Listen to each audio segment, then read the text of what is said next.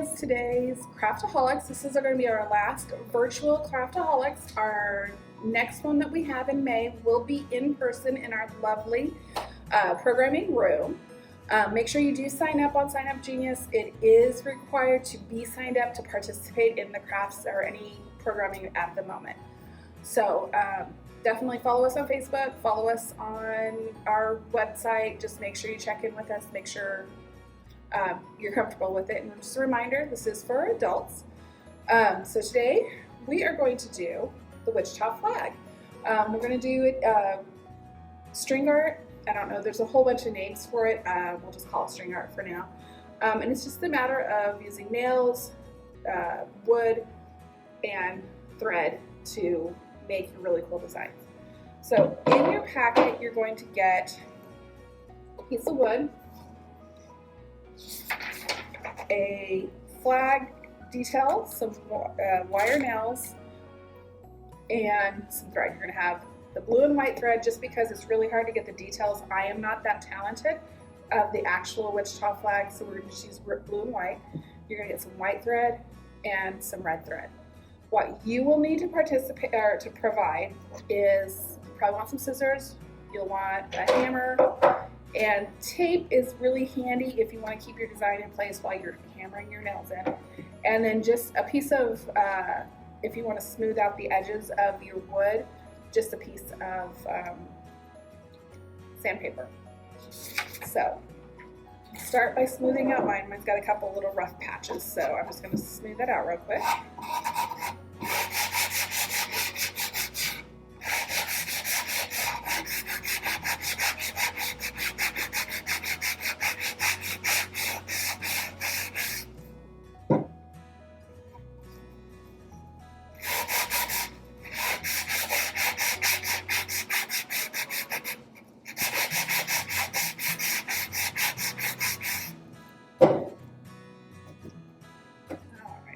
Nice and smooth. Now, of course, I've got dust everywhere, but that's okay. All right, so you just decide which side you want to use. I chose this side just because this side has a little defect in it. And I've got a little bit of a rough patch over here.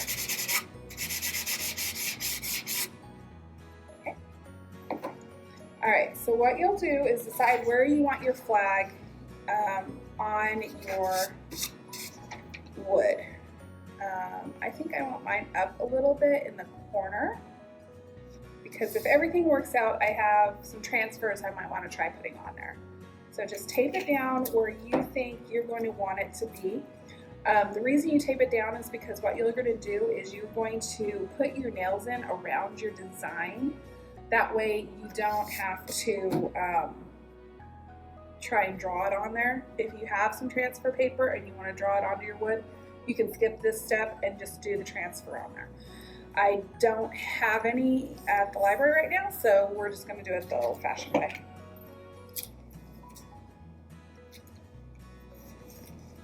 And just use good old-fashioned Scotch tape because it's not going to mess up your wood and it's not going to leave a sticky residue.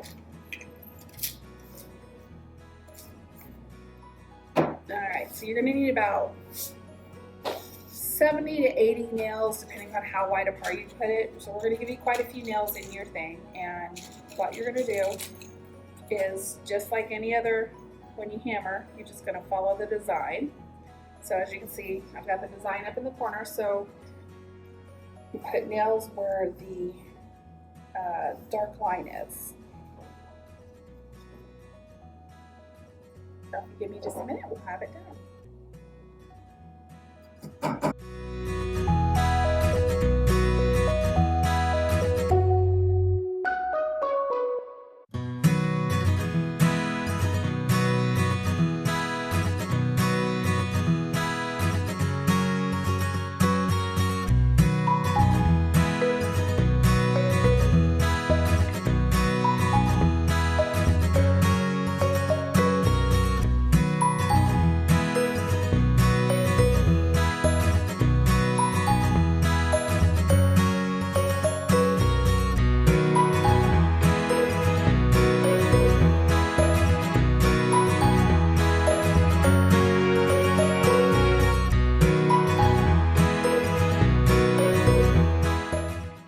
Okay, as you see, we've got the nails in. They're not perfect. I can see just looking down here, they're not straight. That's okay. It's your own project. So what you do next is you're going to go ahead and take your paper off off the wood now, and just basically pull it up to the top of your nails. Don't drop it, and just kind of pull.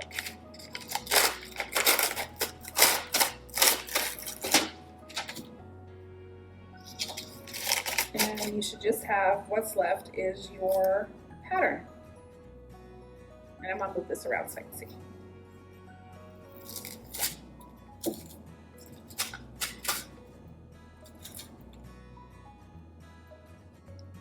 And some of them will stick to the nail because you did go through the paper, and you just kind of pull what you can off. If you want to use a pair of tweezers, or see if a pair of scissors will help.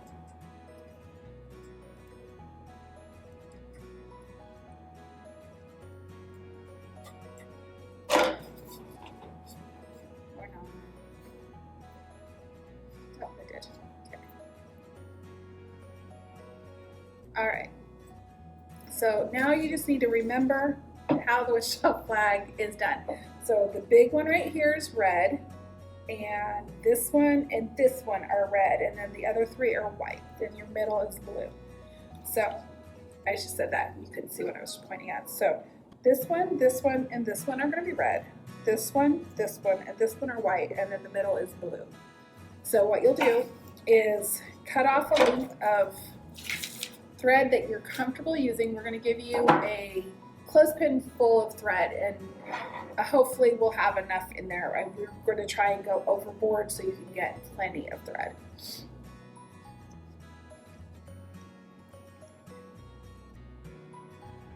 Hold on, I gotta find the answer.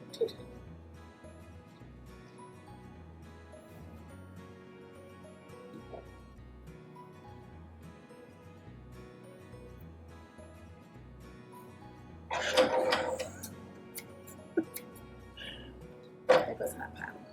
Okay. And you can always do more. You can try and work off of your clothespin if you want. I don't know how well that'll work. I am not that talented, so I will just go with what I know. All right, you're going to start with just a basic knot over the edge of one of your nails.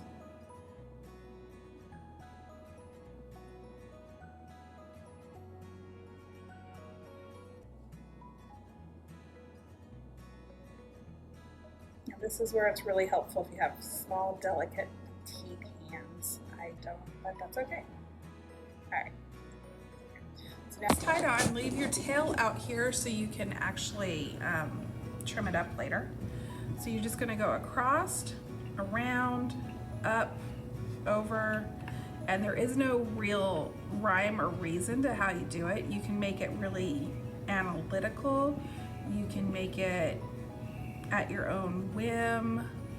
You can do it like you're tying shoes, you know, but basically you want to just cover your surface with the thread, and you can do it heavy or you can do it light,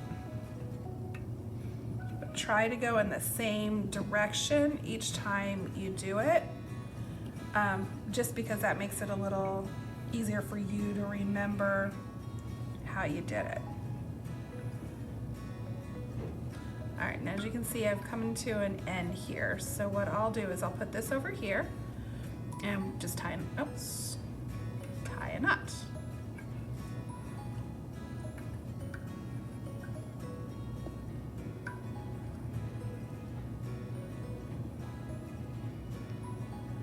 And what I'll do is I'll just do it twice so I don't have to keep losing tension. There's one thing you want to try and keep is your tension on these.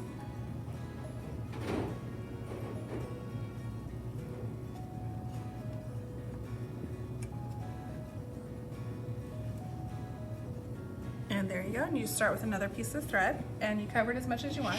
As you can see in the sample, I kind of covered it a lot because I like to have that red pop.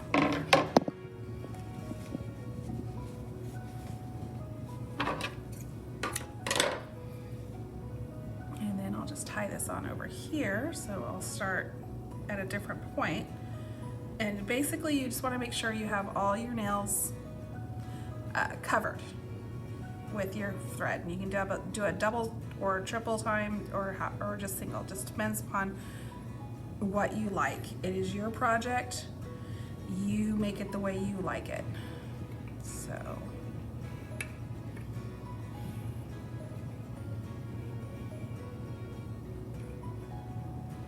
and then if you wanted to make it so you have a border, you just go around each nail around the outside of your color.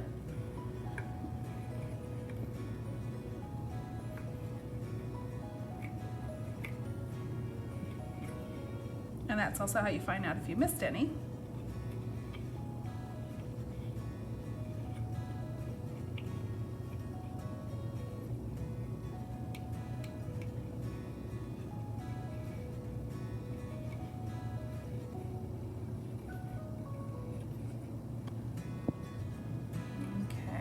A couple I missed, so I'm going to go back and make sure that they're covered. And I am at the end of one, so I just need to start over with another one.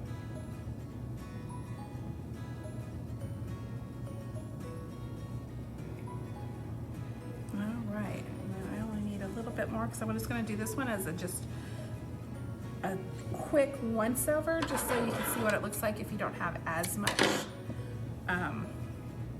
put in.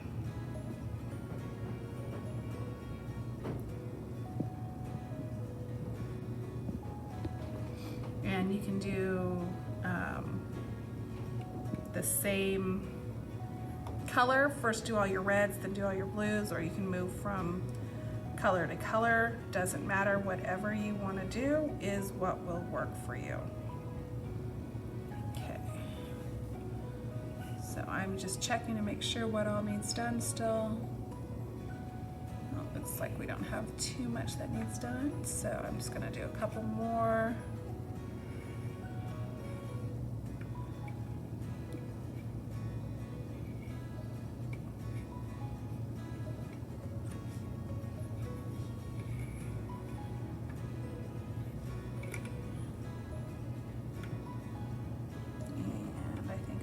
It here.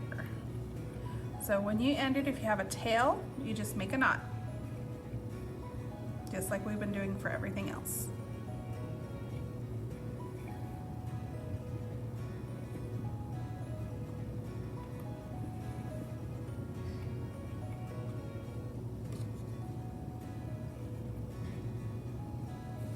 And there you go.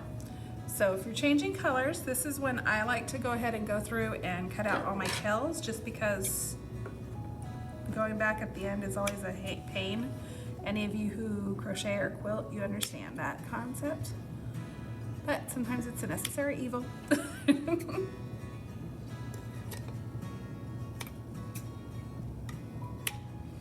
All right, and oops.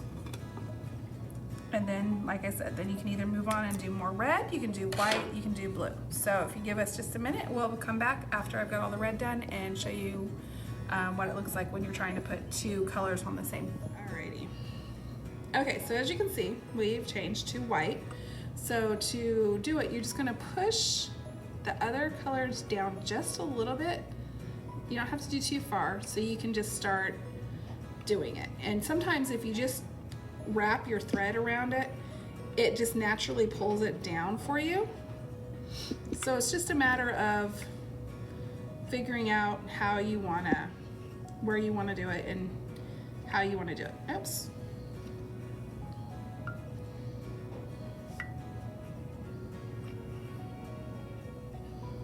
And sometimes it's good to have two hands when you wrap, just so that you can control the tension.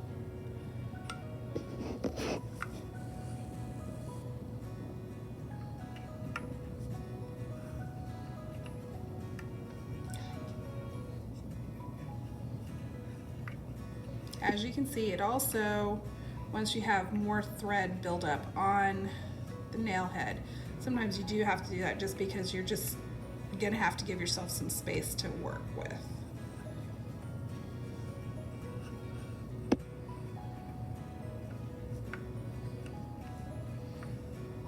And if it doesn't come out perfectly, it is okay.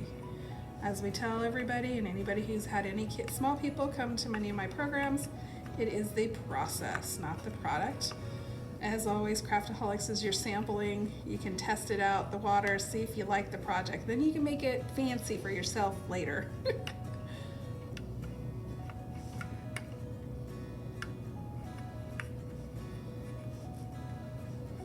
And so since this one has already got a border, the inside border has already been done, you can do one of two things. You can do your white border, or you can just do your border around the outside of it. So it's really going to be a matter of what works, how you want it to look.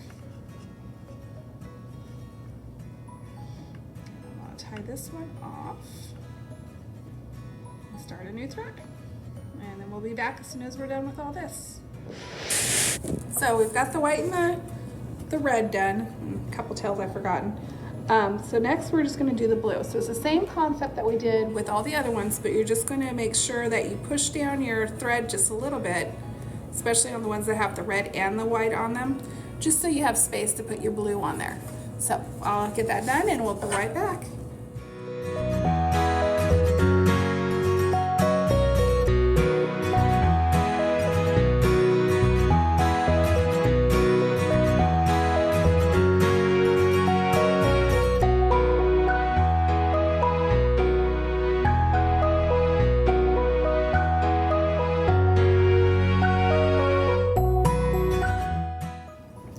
So as you can see, we've got all the threads done, and so you've got your wood shell flag. So this is where you choose if you can just leave it like this if you want to.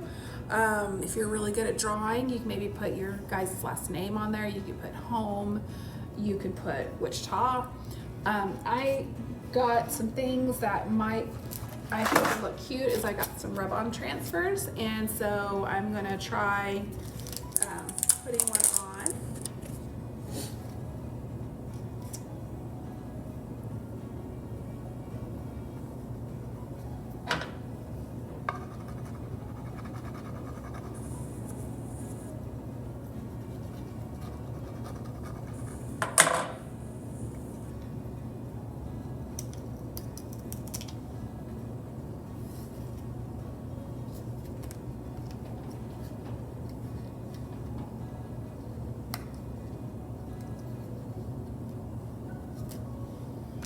Okay, so this is a bonus to Dollar Tree. These were from Dollar Tree, and I really didn't even need to use my scissors on them, and it transferred really well. So that's a shout out. And it's only $1. It's always a bonus. But I'm just gonna go ahead and go over it just because I want to make sure it's on. So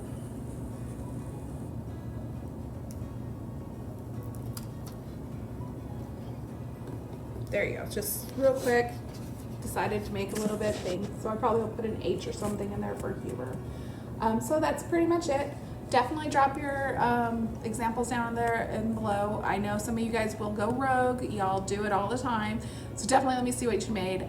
Remember, next month there isn't a Craftaholics per se. We're going to be doing a how-to festival virtually, so it'll be really cool. And then in May we will be in our programming room, the Sunflower Room, for our last Craftaholics before summer starts. Have a good day. Bye.